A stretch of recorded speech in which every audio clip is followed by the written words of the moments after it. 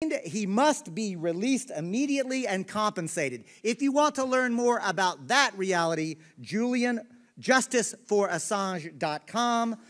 Julian Assange, welcome to the Green Party Convention.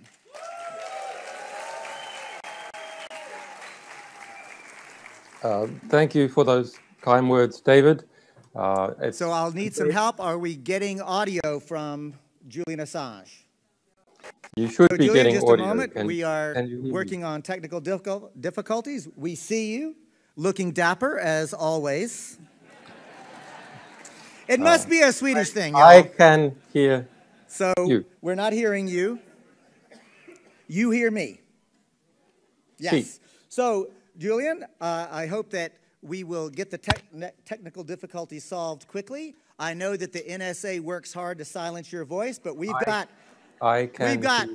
green technical folks working on our end. I know you do as well.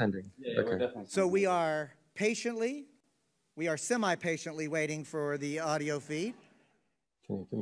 You can applaud now for Julian Assange.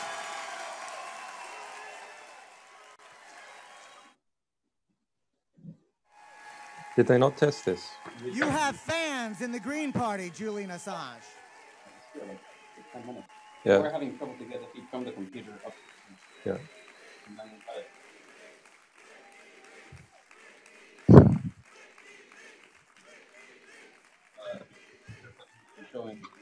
So I am again looking. Julian Assange, are you now with us? I can hear you perfectly. I am going to ask.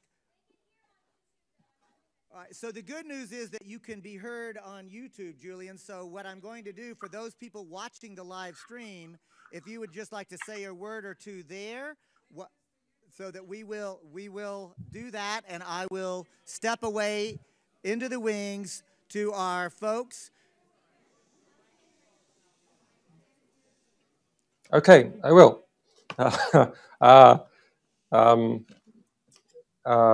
Okay, so we have about 10 minutes left, and so I'll just try and address this convention. It's a very interesting political moment in the United States.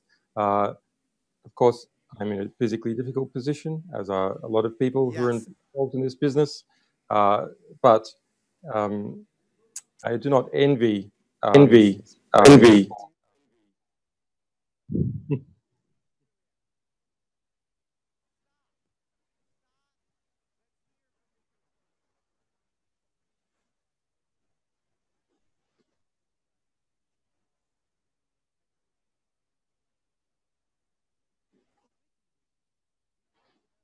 Suspicions are.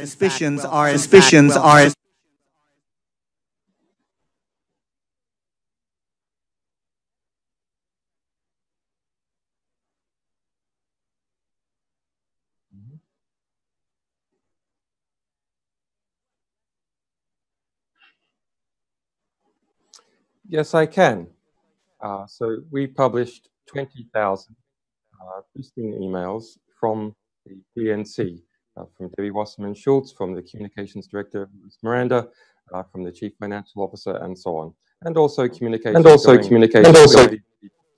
and to the Hillary Clinton campaign and a number of other groups.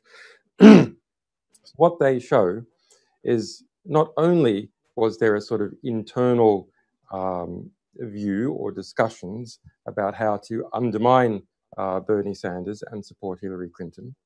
Not surprising, given that Debbie Wasserman Schultz used to work for Hillary Clinton's campaign, but rather there were formal instructions made to DNC staff to execute a campaign of black propaganda against Bernie Sanders. What do you mean by that? For example, Louis Miranda, the communications chief, instructed his staff to put out in a, quote, unattributable manner allegations that Bernie Sanders supporters were engaged in acts of violence.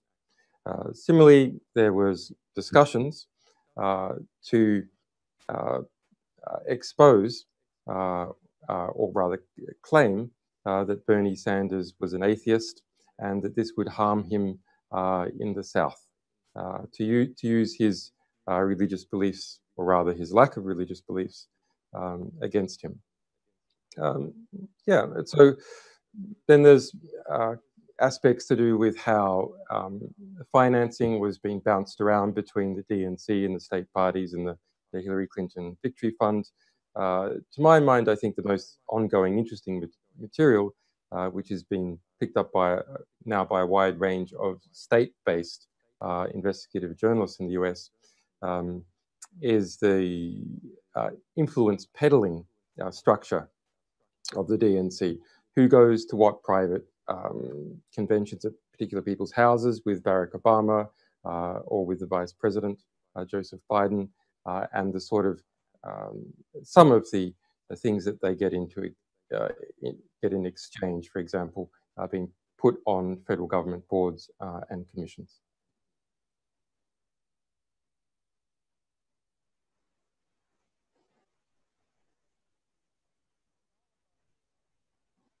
Ridiculous on the part of the Sanders candidate.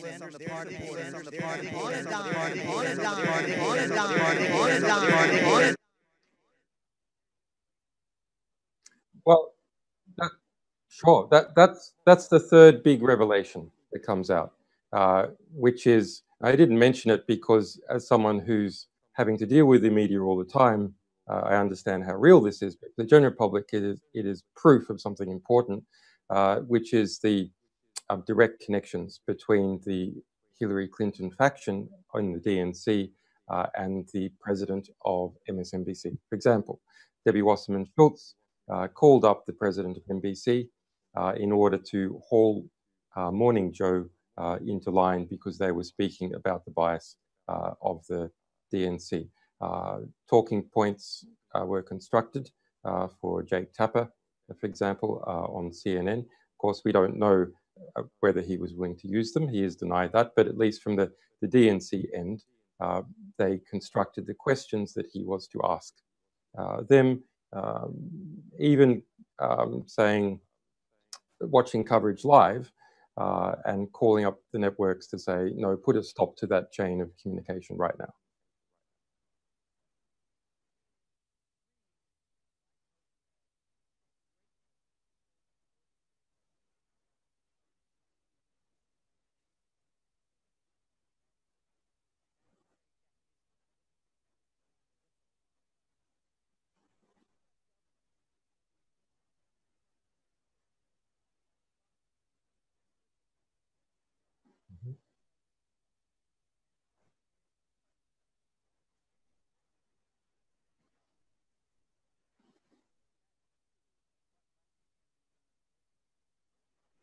Well, I'm afraid it's much worse than that. The Obama administration has gone after more whistleblowers using the Espionage Act, not only than all previous presidents combined back to 1917, when the act was first passed in World War I to deal with World War I spies, but in fact now 3 times as many. So this is really an epidemic to abuse the national security law in order to stop whistleblowers and journalists and publishers. So the attempted prosecution, the pending prosecution of WikiLeaks in the United States, used the Espionage Act, uses Computer Terrorism Act, et cetera, et cetera. But the same act, the 1917 Espionage Act, was used to go after and obtain subpoenas in relation to Fox News reporter reporting on information allegedly obtained from the State Department. Similarly, going after Associated Press's telephone call records. So it's there's a galloping epidemic of abuse of national security law under this Democratic administration, which Hillary Clinton was part of. She and Obama were involved in placing one of my alleged sources, Chelsea Manning, into prison for 35 years, only for communicating truthful information to the public. There's no other allegation. No allegation about working with spies or anything like that. Just communicating truthful information to the press and to the public.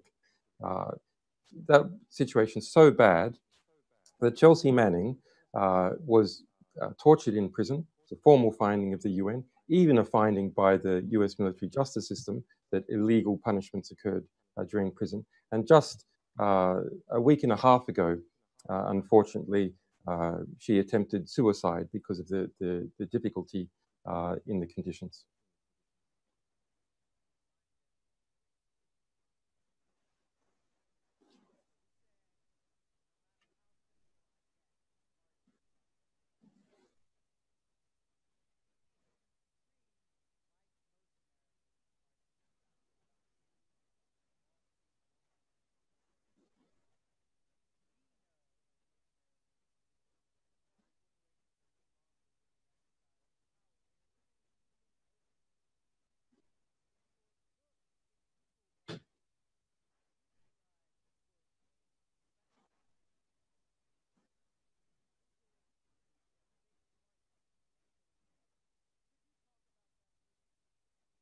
Well, I just want to correct very quickly some false reporting.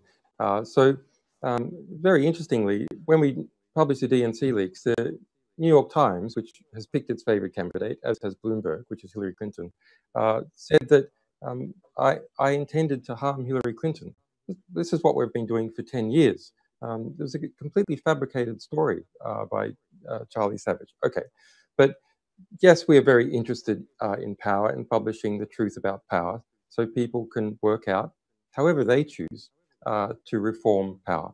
And so Google is a kind of new power on the block, so we're interested in it, and we're also interested in Hillary Clinton when she was Secretary of State and now running for the presidential candidacy. So these two powers have merged at a kind of personal level, and political level, and even to a small extent at the organizational level. So that book written 3 years ago has been proved to be very prescient. The chairman of Google, who was the CEO of Google, Eric Schmidt, has started about a year ago a company to run Hillary Clinton's digital campaign. Google has attended the White House on average over the last 4 years, once per week, more than any other single company. It spends more money lobbying Washington, D.C. than any other single company. Hillary Clinton's former staffer, Jared Cohen, was hired by Google in 2009 to head up Google's internal think tank.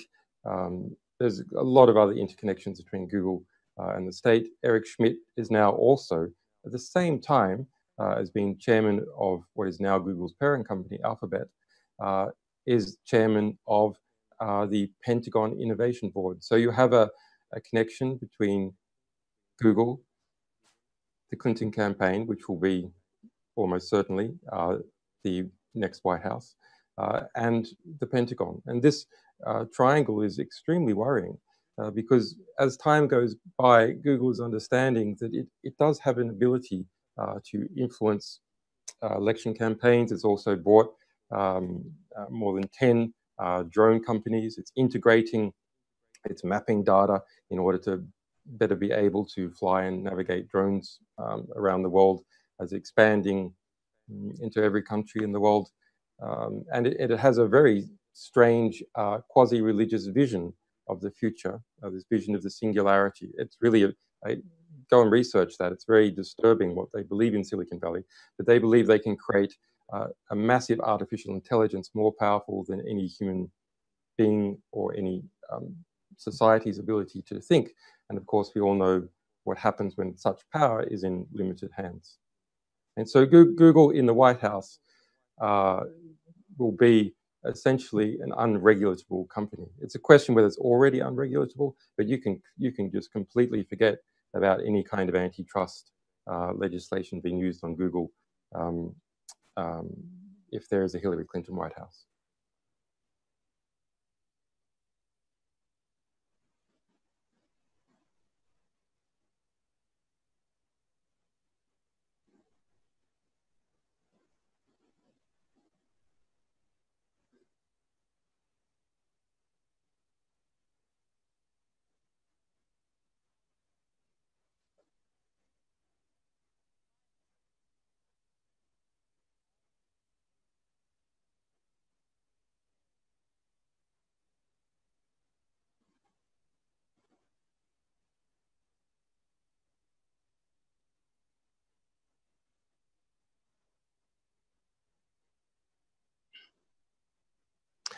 Well, it could be both.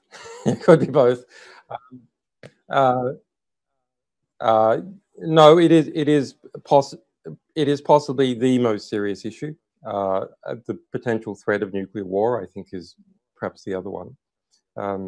Yes, there is a merger going on at a rapid pace between the largest American corporations and the traditional aspects of the US state, the military intelligence aspects.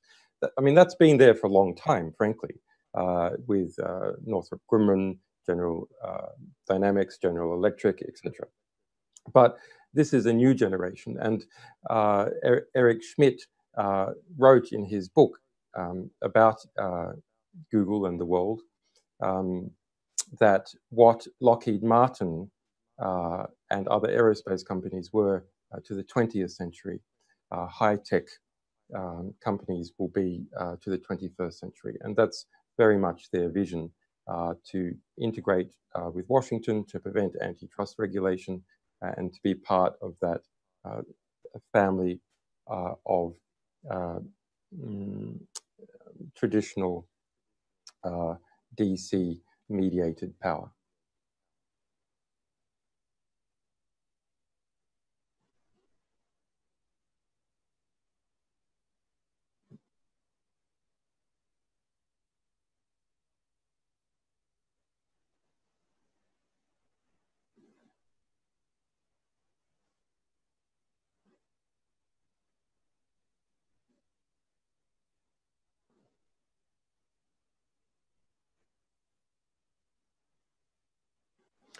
That's a very interesting question. Does it make any difference who is president or not? A very, very interesting question. It certainly doesn't make as much difference as people say. What really makes a difference is what the environment is in which the president has to work. And that is the environment of critique on the one hand, so how free the media is, how much opposition organizations are doing their job in holding government to account. And it's the economic and corporate environment, and then to a degree the international foreign affairs environment. And the president is much more a spokesperson for these forces around them. Where they do make a big difference is in their initial appointments. So the people that they choose to fill those slots in government that then reactively makes policy. But as you can see with Barack Obama, most of the time is spent reading out teleprompters. There's just not enough time to do much else and be a spokesperson for these groups. So what is happening now with the Green Party and Gary Johnson and the Bernie Sanders campaign and so on is very, very important, but it must be seen past the moment, past this political moment. That's a moment to build a movement and build pressure. And having built it, then one can discipline and hold to account and check the abuses of government during the next 4 years.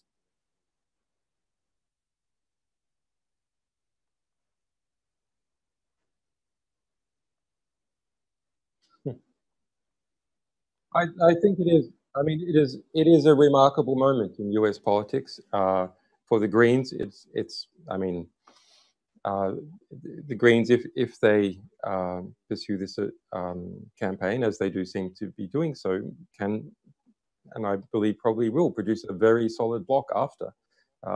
And I think that's really heartening. It's a horrific vision. I mean, who's going to be next US president is a horrific vision. I was asked this question: did I prefer Clinton or Trump? And I mean, the answer is, well, you're asking, do I prefer cholera or gonorrhea? I mean, it's a very sad situation, but I think, given the reality has always been that the presidency pretty quickly merges with the bureaucracy that it's around it, because bureaucracy is enormous and the corporate lobbyists are enormous compared to the political parties. it actually it could be a net positive to have a president, either in the form of Hillary or Trump. Probably, who knows? You never know what happens in a campaign. Maybe Jill Stein will be president. Maybe Gary Johnson will be president. No, I'm serious. You never know. Like who knows what happens during a campaign? Anything's possible, and you have to be ready for that. But if it is Hillary Clinton or Donald Trump, then that's a very adverse environment. But the nature of those, I like things to look like what they are.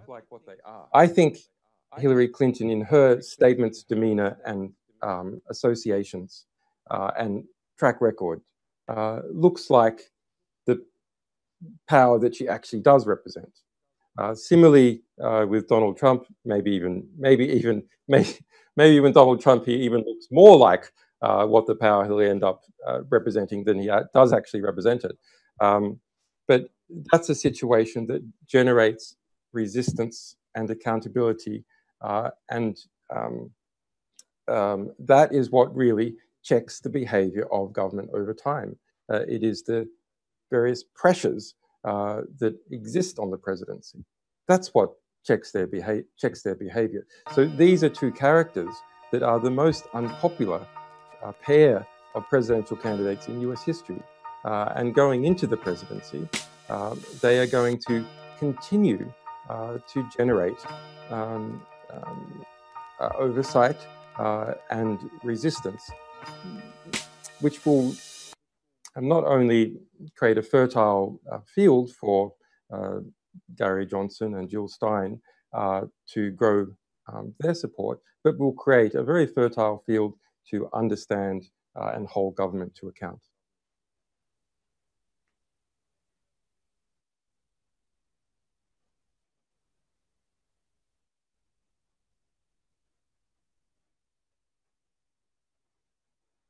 That's right, and that's right, and a few whistleblowers.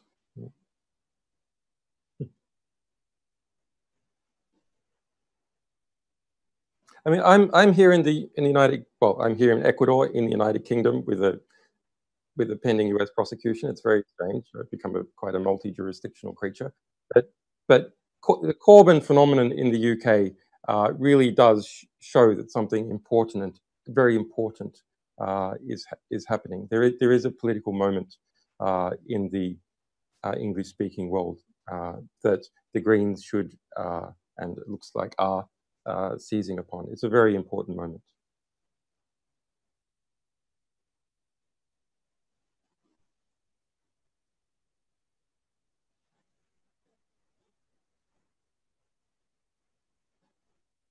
Mm-hmm.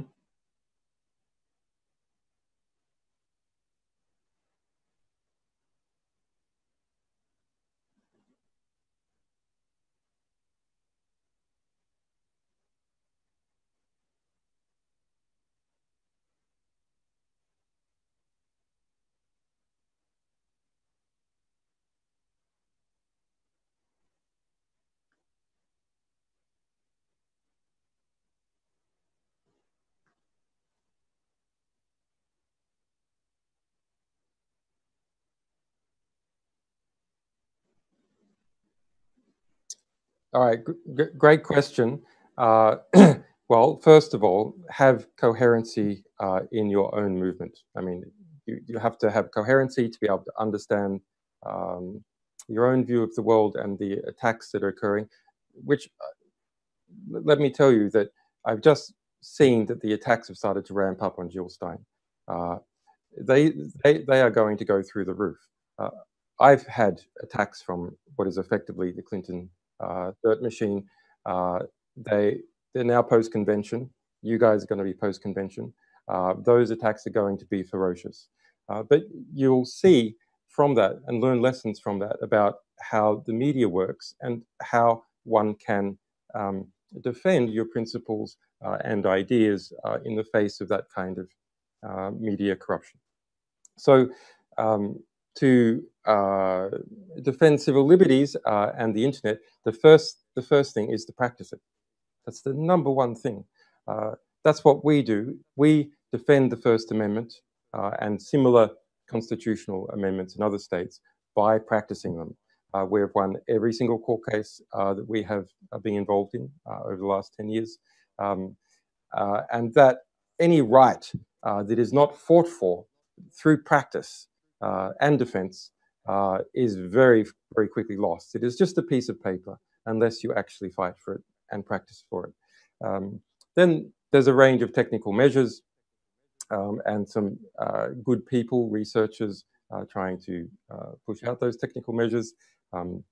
WikiLeaks tweets about that. Edward Snowden tweets about what some of those technical measures are. I support those people who are engaged in trying to engineer, in a practical sense, how to protect people's privacy. And the other is to support various groups that are doing it and to build the ideological understanding that it is an important thing. Because let's go back and look at Google. Google is very different in an important way from Lockheed Martin. Yes, Google is building drones. Yes, Lockheed Martin was and is building F-16s. But Google also controls how we communicate with each other. So Google is, in a sense, like HIV. It's not just something that afflicts your arm. It afflicts your ability to understand and fight the infection. That's true of all media, libraries, communication services, etc. They're involved in that part of society that we use to understand ourselves, and that is the freedom of communication. So the freedom of communication, in some sense, is the fundamental right, because it is the enabling right that allows us to speak to each other, to understand the importance of all our other rights. And so when the freedom of communication is degraded or maligned, when whistleblowers are prosecuted, when one organization starts to develop a monopoly on the internet and interfere with our communication, then all our rights suffer because this fundamental enabling right is degraded. So fight for it. Fight for it or lose it.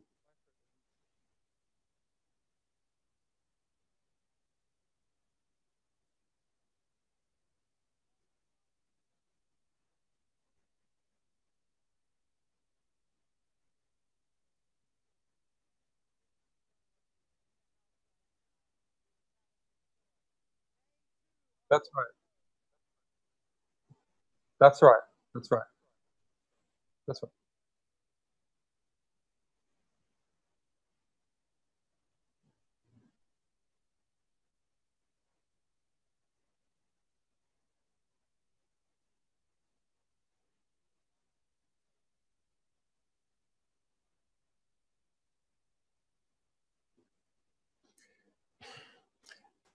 As the editor of WikiLeaks, I have gone through a lot of battles. I have seen corrupt mainstream media outlets try to not report initially on some of our materials, spin them in other directions. That's happened just recently. And I have also seen good journalists embedded in those institutions fighting to be accurate and truthful. There are good people, even in bad institutions. Most of our sources are good people wanting to do good things within the US military or the intelligence or political parties. So my strong advice is to understand, first of all, the necessity to be very skeptical of the traditional media apparatus, which is ultimately owned by some of the largest industrial conglomerates in the world, strongly connected to other points of power. Work around it, become your own media in practice, in small ways, in big ways, to keep your principles and sense of clarity on principles. What the Clinton campaign is doing at the moment is trying to say well, okay, yes, maybe we're connected to arms dealers and to Saudi Arabia, and yes, maybe we subverted the integrity of the democratic primaries, et cetera, et cetera. But you'll just have to swallow that. You'll just have to swallow that, or else you'll get Donald Trump.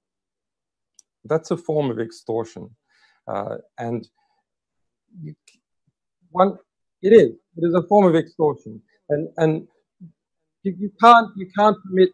It's very important not to allow the political process to suffer from extortion, or even yourself to be susceptible to extortion. That one says one has certain principles. If these principles are not followed, then there is a price to be paid, and that creates a standard and a general deterrent.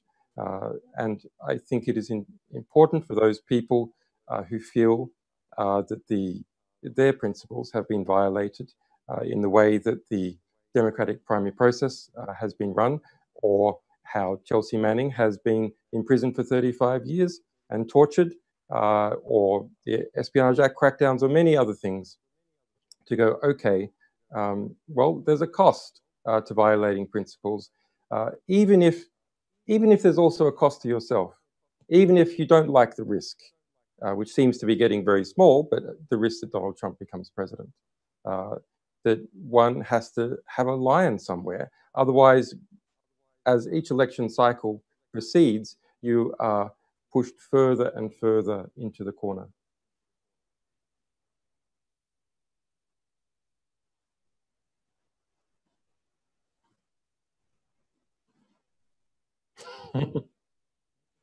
Right.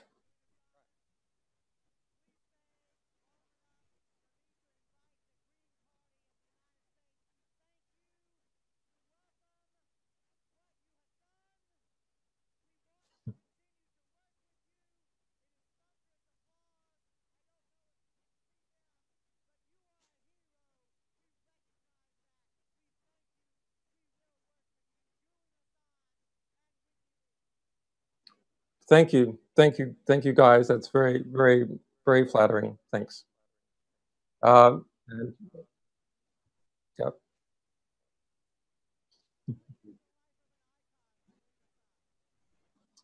Thanks, guys. Bye bye.